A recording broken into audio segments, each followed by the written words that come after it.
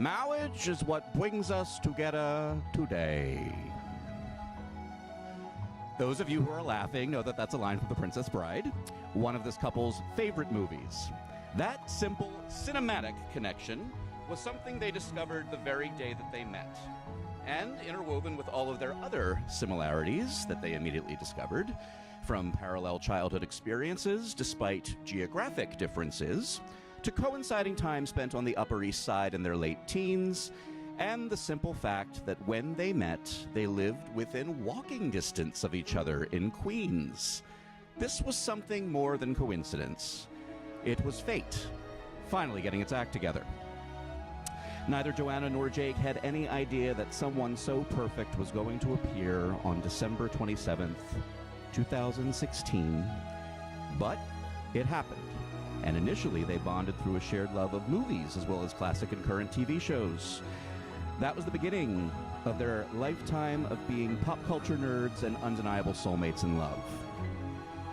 Throughout the day, you're going to see many nods to these things that they love, including Star Wars, like today's date, May the 4th, be with you. There's a whole Bob's Burgers thing happening later, which I'm really excited about. However, Jake and Joanna's shared love of nature's beauty is something to celebrate and recognize as well.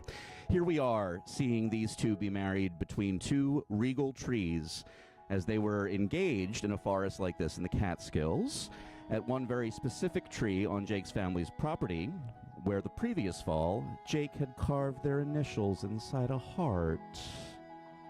And even though they met in Manhattan, a place not exactly synonymous with nature, their frequent trips upstate and to city oases like Central Park, the Botanic Gardens, and here, a park Jake actually played in as a child, make being married in this green space of our urban jungle even more significant. The symbolism of these two trees growing toward each other from their strong trunks is an example of the deep and meaningful connection in even the smallest things that this couple shares on a daily basis. In fact, these two shared so many emotional and situational similarities in their separate pasts that upon meeting, Joanna felt as if she had known Jake for decades. That was how strong their immediate connection was. And it only took Jake 2 more weeks of hanging out to get up the nerve to ask his future bride on a proper date.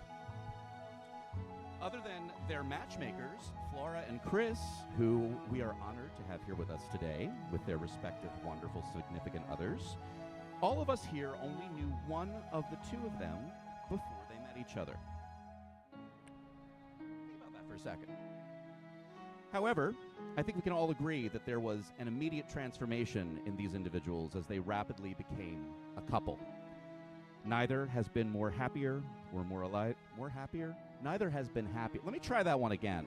Neither has been happier or more alive since that late December moment when they met.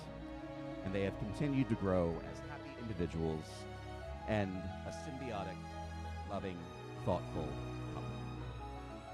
The myth of the origin of love is based on an ancient idea by Plato, but most of us know it best as a song from Hedwig and the Angry Inch. For those of you who do not know it, the song tells a tale of single-bodied beings with one soul, 2 faces, and 2 sets of arms and legs. Content, the single-bodied beings didn't have concept of love because they knew nothing other than this perfect, blissful existence with a complete soul. The gods, angry, felt useless because of how happy each individual being was, and threw lightning bolts to splice the beings in half, temporarily blinding them in the process.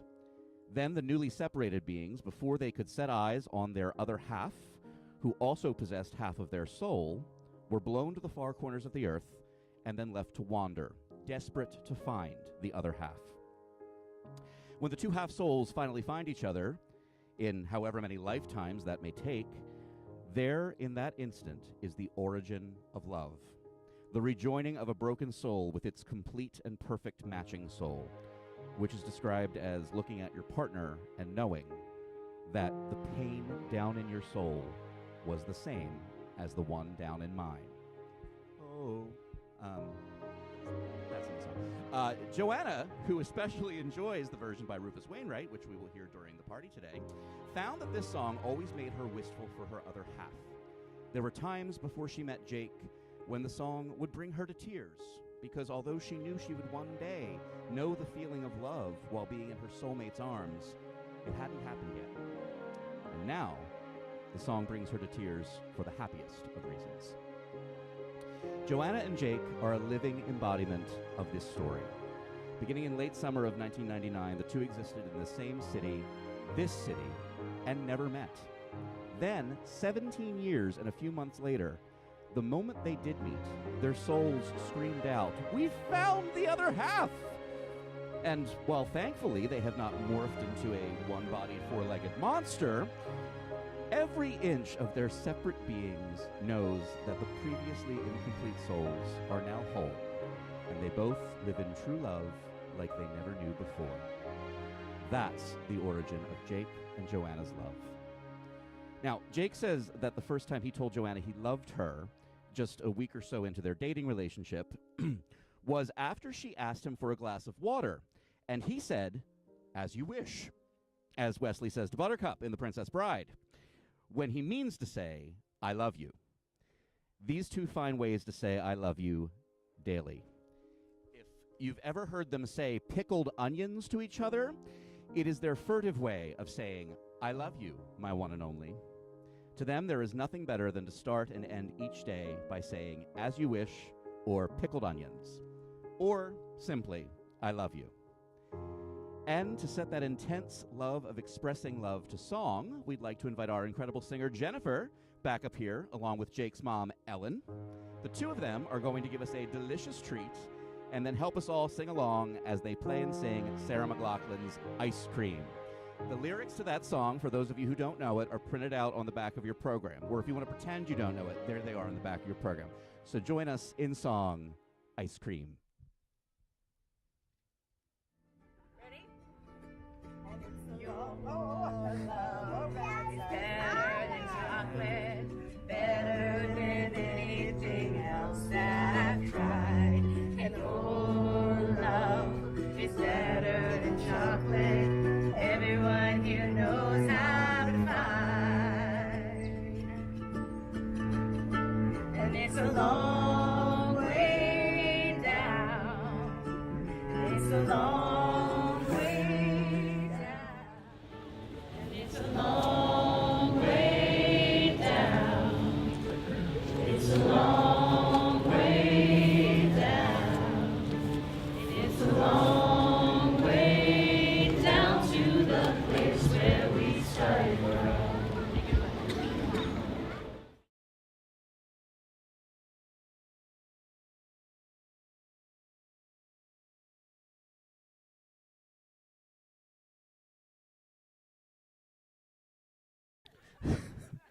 Joanna and Jake have written vows to exchange with each other, which they will share after their declaration of intent.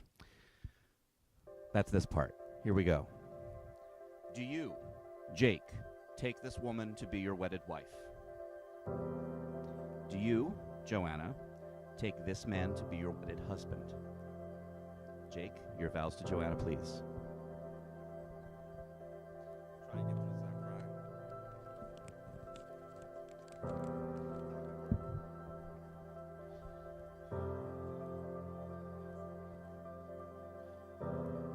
You are my sun, my moon, my starlit sky. Without you, I would live in darkness. I love you so much, more than words could ever truly or properly express. So I promise to spend the rest of my life showing you. I promise to be kind and never cruel or cowardly. I'll always show you the respect and appreciation you deserve. I promise that you'll never be without laughter. I promise I will always be there for you. I told you this when I proposed, but it bears repeating. Without you, I would not live. I might be alive, but I would not live. You saved my life.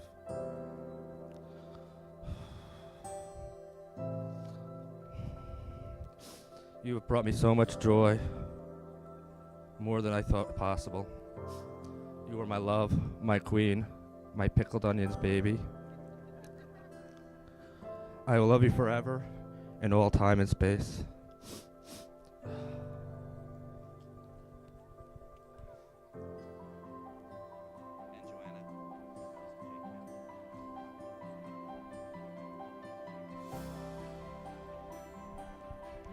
It has been said that at the touch of love, everyone becomes a poet. Well, I've been a poet since birth, but the touch of your love has turned me into myself. Every day you bring out the light and the joy of life that was hiding inside of me for 34 years, excuse me. Just aged myself. Jake, you are the breath in my lungs and the beat of my heart. My veins course with your soul, and I promise every day to put your happiness first, because your smile is my smile, and your sorrow is my sorrow.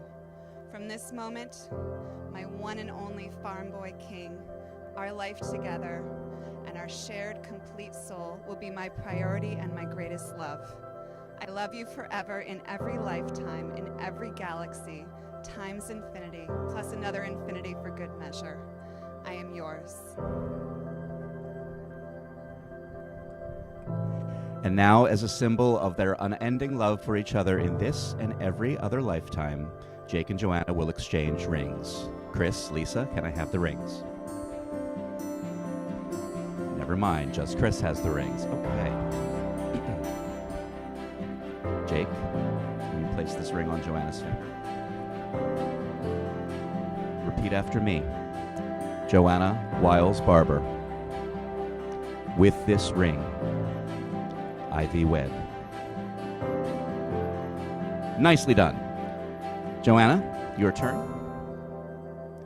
Place this ring on Jake's finger and repeat after me. Matthew Jake Delara. With this ring, I thee wed. Yay, jewelry!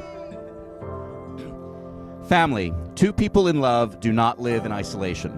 Their love is a source of strength with which they may nourish not only each other and any two or four-legged children you bring into your house, but also nourish the world around them. And in turn, we, their family, have a responsibility to this couple. By our steadfast care, respect, and love, we can support their marriage and the new family they are creating today. Will you, who are present here today, surround Jake and Joanna in love, offering them the joys of your relationship and supporting them in their marriage? If so, please say, we will. We will. We have one final moment to share together before we party. While neither of these two are particularly religious beyond spiritual, you may have noticed touches of religion today. This includes the singing of Ave Maria, not just Joanna's favorite song, but also a nod to Catholic grandparents who can only be here with us today in spirit. Also, the huppah, where we stand now, is a Jewish marriage tradition that symbolizes the home that these two are building together. This huppah was built by Jake's parents, Mark and Ellen, from wood cut at their home in the Catskills and assembled with the help of the bride's sister and brother-in-law, Lisa and Brian. Lots of people. It takes a village to raise a huppah, yes. Well, there's lots of lilacs in your future, Jake. We will now experience an abridged version of the 7 Blessings, a Jewish tradition which ends with wine. Yay! I'd like to invite the groom's cousin, who is actually known since childhood as his cousin/brother, as well as the one who got all the tall, Alex Martin, along with Joanna's other closest friend, second closest friend from college.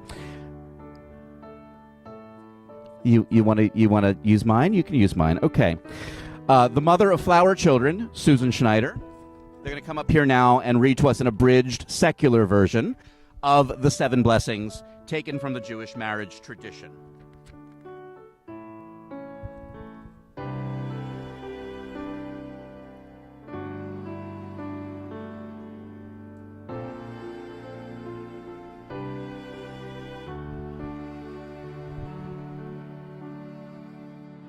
The from a secular version of the Seven Blessings, or the Shiva Borot, written by Dina Metzger. Blessed is the earth, she who created the fruit of the vine. Bless the two of you who reflect generations of struggle and love and humanity. May you be full of the wine of life and the wine of wine. May the life force and the knowledge of the human heart always be with you. Blessed is the universe. All creation mirrors your splendor and reflects your radiance. Bless the two of you. May the two of you know that all beauty comes from the universe and also from you. And may you always live in beautiful radiance. Sure.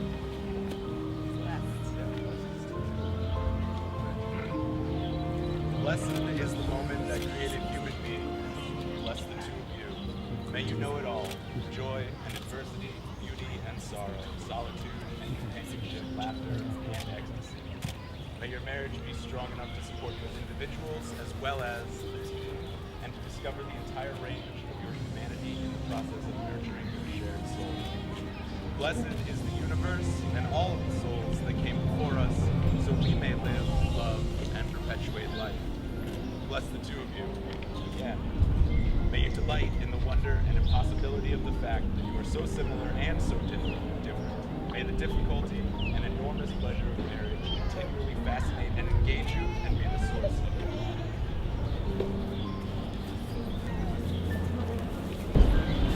Blessed is anyone or anything who brings people together and unites the divided. In joy, we have come to witness.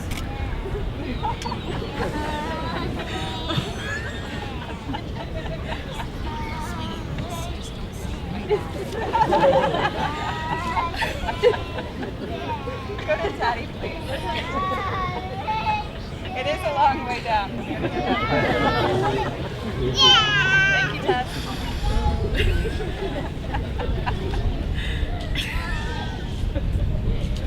Sorry.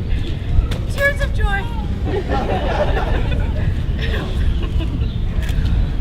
In joy, we have come to witness this marriage of many cultures. It is said that everyone gets married at a wedding. That's true. Bless the two of you who bring us together through your union today.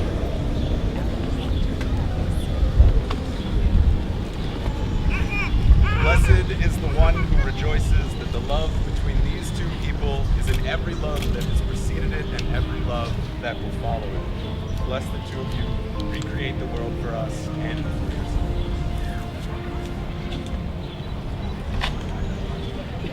Oh, yeah. Bless your souls. Bless your souls, which have loved in many lifetimes and paragraphs, and will continue to love for many more. And bless your generosity within the universe to create beautiful things and exhibit kindness for all humanity.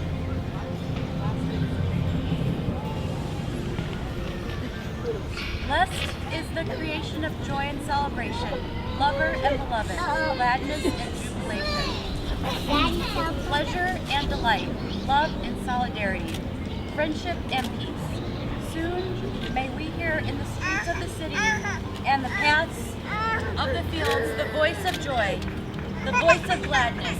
Joy and gladness. Joy and gladness. The voice of the lover, the voice of the beloved, the triumphant voice of lovers from the canopy, and the voice of youth from their feast of song. Blessed is the joy of lovers, one with another. Thank you both. With this goblet of blessed wine, which represents the cup of life and the overflowing joy of today, you will both drink and seal your bond in this moment and undertake to share all that the future may bring.